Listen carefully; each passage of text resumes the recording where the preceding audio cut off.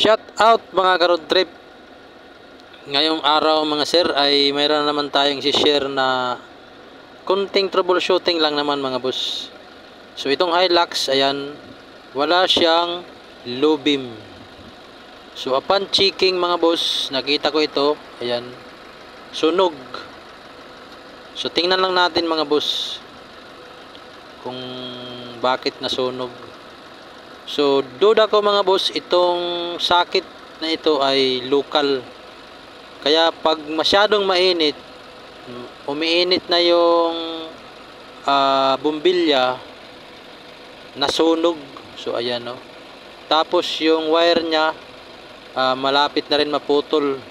So obviously kung ano ba dapat ang gawin dito, so palitan lang itong sakit mga boss. Then goods to go na naman, okay na naman yung ating headlight. So wala naman problema yung bumbilya dito kasi chinik ko, okay na yung bumbilya. Ang problema lang dito mga bossing ay sakit.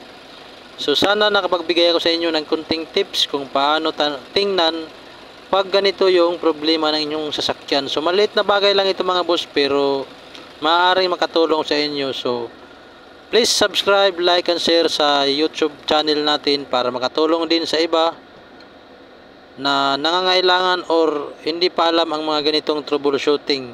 So maraming salamat guys. God bless you all.